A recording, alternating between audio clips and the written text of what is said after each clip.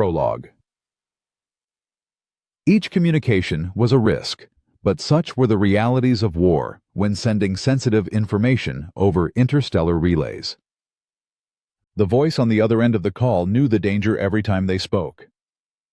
"Well, the ship is ready to embark. Everyone is on board. And the sample? Secured and packaged with the equipment needed for synthesis." Years of preparation were about to come to fruition.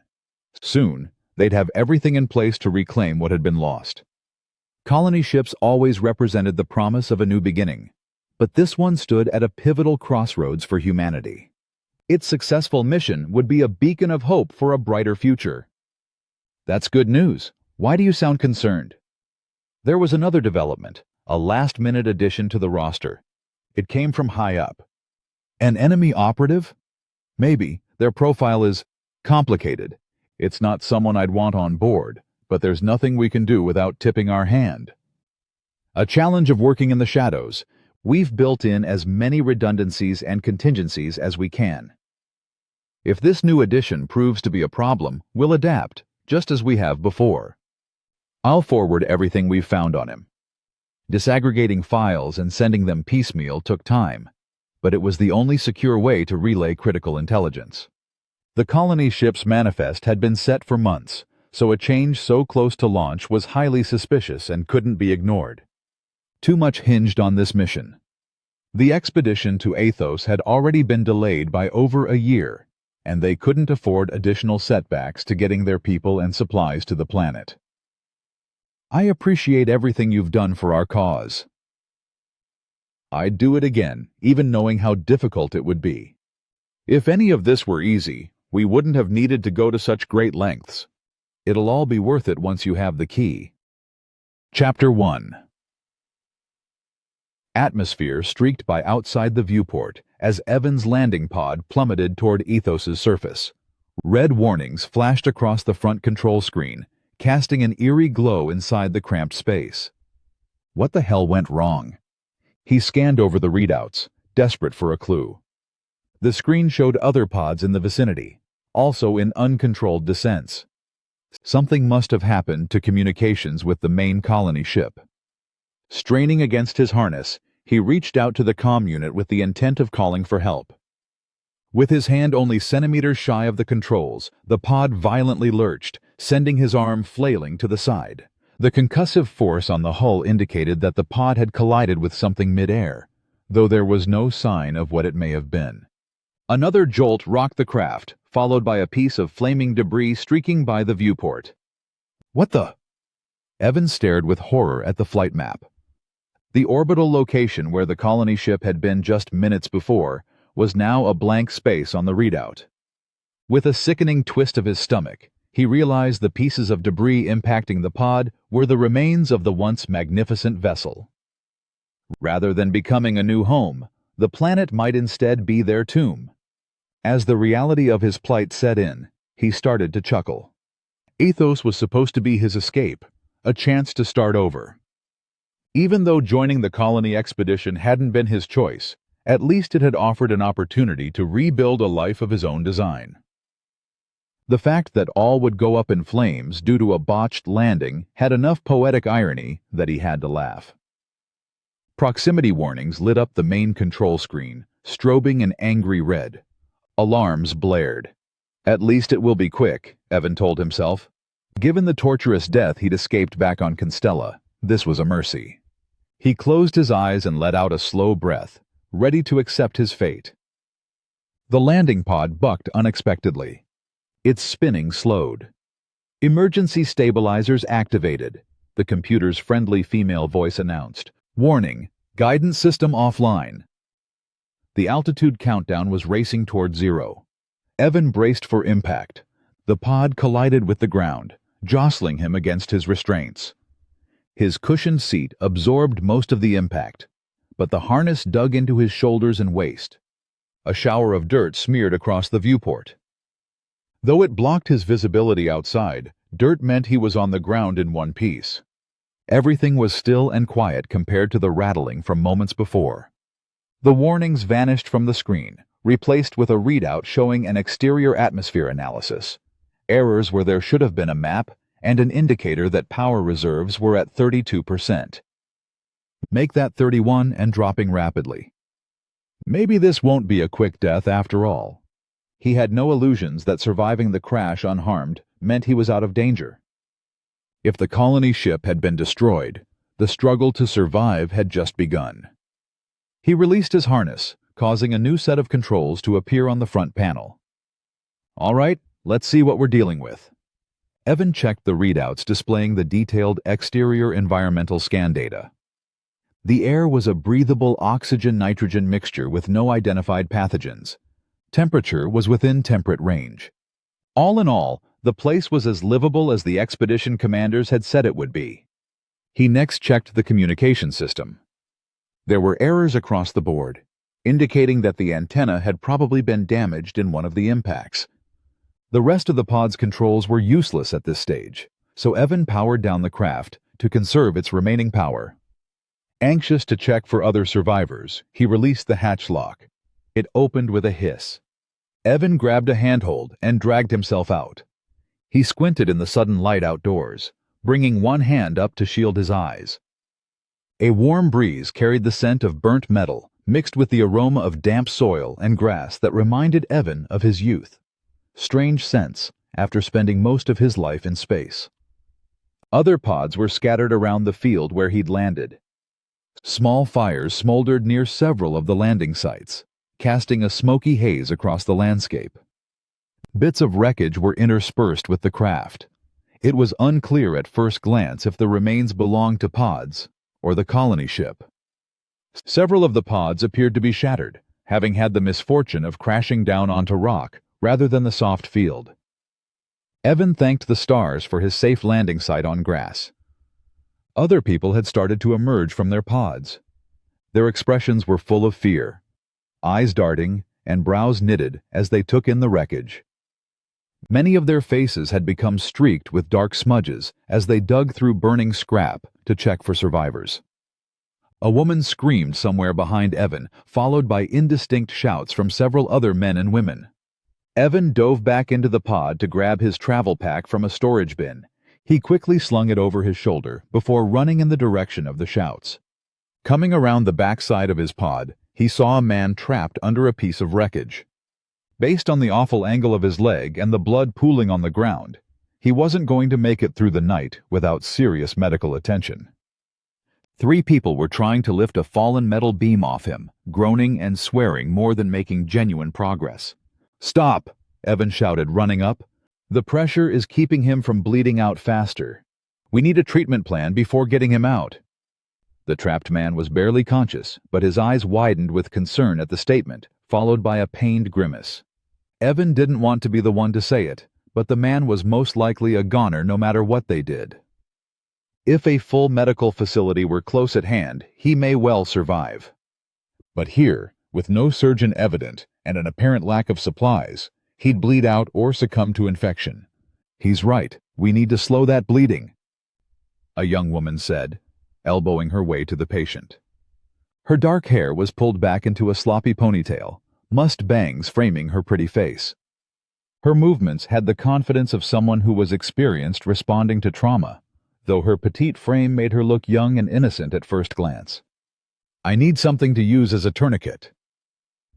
One of the assisting men unclasped his belt and handed it to her. She deftly wrapped it around the patient's thigh and tightened it.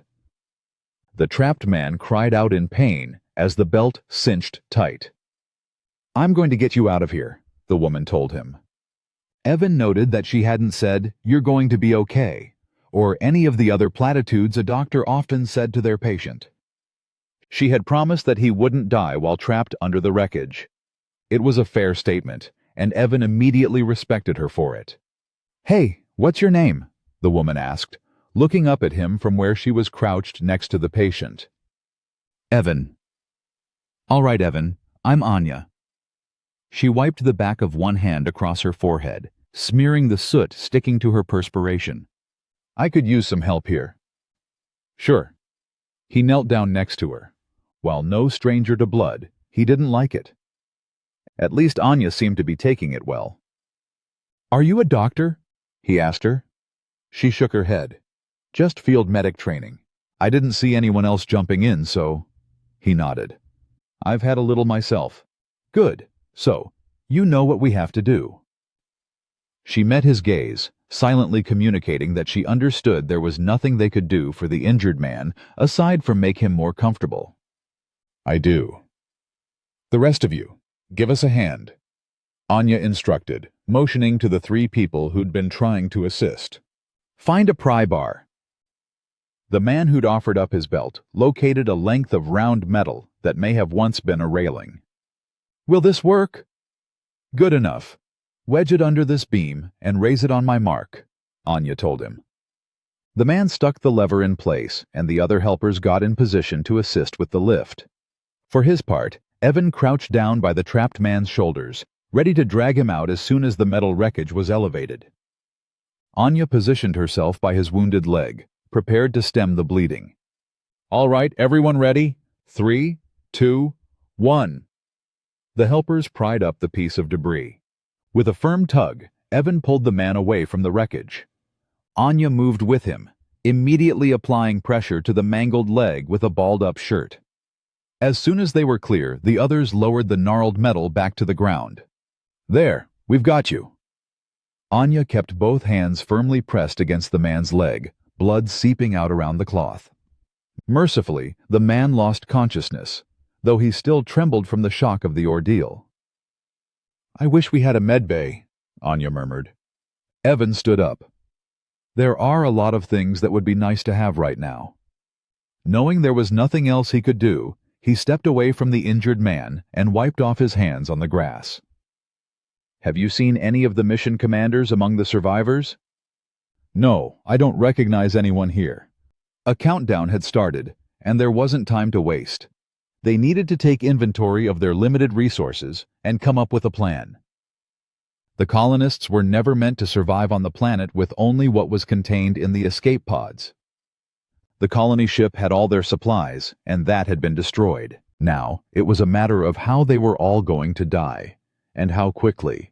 In an attempt to keep his thoughts from going into a doom spiral, Evan took his first good look at the surroundings. The crash site appeared to be halfway down the slope leading to a massive basin. In the distance, rolling hills transitioned into towering mountains. Below, at the base of the valley, a lush jungle spread for kilometers. Between the crash site and jungle, the landscape alternated between trees and open fields. There was clear ground in the immediate vicinity to the crash site, so at least they'd have eyes on potential approaching threats from 3 sides. The forest to the west was the one blind spot. However, the trees offered potential shelter and building supplies, so it was a worthwhile trade-off. You know how to stay cool in a crisis, Anya said behind him. He turned back to face her. So do you. I don't know about that. With the injured man still unconscious, she stood up and adjusted her ponytail. I just do what needs to be done. That's all it takes. She studied him with inquisitive, copper-colored eyes. Were you military? He simply nodded, not wanting to delve into a more complicated explanation at the moment. You? She laughed. Not even close. I'm actually a biologist. A biologist who moonlights as a medic? A xenobiologist who scouted enough rough terrain on alien worlds to know how to field dress injuries. Ah. Anya placed her hands on her hips and gazed up at the sky. What do you think happened? Clearly, there was an explosion, but that happened after the abandoned ship order had already been given. Your guess is as good as mine about what prompted the emergency evac. And then something messed with the pod's guidance systems. Evan doubted that everyone had made it off the ship to escape pods, but he kept that part to himself. Anya glanced around to confirm that no one was within earshot. Can I level with you? Sure. Why not? She took a step closer and dropped her voice to a whisper. I helped select the colony site, and, she looked around meaningfully, this hillside isn't it. How screwed are we? She looked him over again from head to toe. With a military background, you know how to handle yourself. Is that an accurate assessment? I've been around, yeah. Anya nodded solemnly. Well, shit's going to be real around here come nightfall. We need a plan. Now. What brand of shit are we dealing with? The kind that eats you before you know you're being hunted. He stared at her. That wasn't in the colony brochure. Because it was a non-issue for the specified site, we spotted some creatures during the preliminary survey. They're only down in the lowlands, and we were supposed to be up on the plateau. She pointed uphill. Unfortunately, there was a sheer cliff face between their present location and level ground above. So, there are only happy bunnies up there, but instead we're stuck down here with the monsters? Something like that. I know we're only several kilometers from the target site, but the elevation difference is significant. I can't tell you exactly what the predator is, but it's big and vicious. Took out a Ranger R like it was a plaything. From what Evan had heard, Ranger Rs were a version of the automated scout units used by the military, enhanced with additional sensors. Fast, armored, and perfect for difficult terrain. By all accounts, they were supposed to be near indestructible. Evan sucked on his teeth. And we're in this creature's hunting grounds? If we're lucky, we landed up high enough. The Ranger R went missing down in the jungle in a valley somewhere around here. But I don't exactly have a nice chart of its territory, and the crash definitely made enough noise to draw attention. Well, sounds like we need to get to higher ground as soon as possible. Anya looked over at the colonists, many of them injured. A lot of these people won't be able to travel. I hate to break it to you, but we're going to have to make difficult decisions here.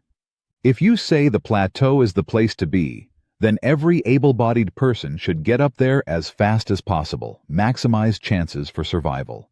Everyone else can dig in here for now. No, we have to stick together if we're going to get through this. Evan evaluated the people rummaging through the wreckage. They had survived the crash, but most of them didn't look like they'd make it a week on the planet, let alone long-term. He'd learned a long time ago that it was a terrible idea to go down with a failing ship. There was nothing noble about that. Yet, as much as logic told him to walk away and fend for himself, the reality was that trying to go it alone on an alien planet wasn't likely to end well. Extra hands, even if they belonged to an inexperienced person, were a helpful resource. Perhaps, working together, they could stand a better chance. Reluctantly, he sighed and nodded. Okay. Glad we're on the same page. You know the tenets of survival. Secure shelter, find water, find food. And establish communication to call for help, she added. Immediate physical safety is the priority. That means establishing a base camp.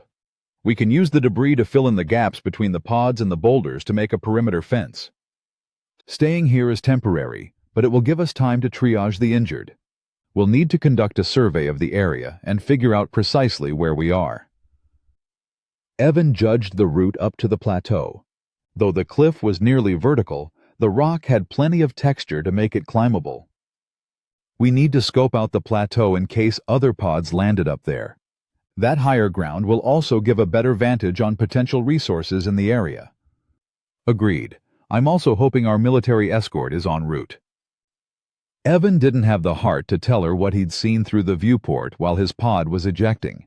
It was only a glimpse, so he wasn't certain, but it had looked like the military cruiser had sustained damage from an attack. If that was the case, crash landing on the planet was only the start of their problems. Best to assume we're on our own for now, she nodded grimly. Us against the world, right? That's right. Let's go tell the others our plan.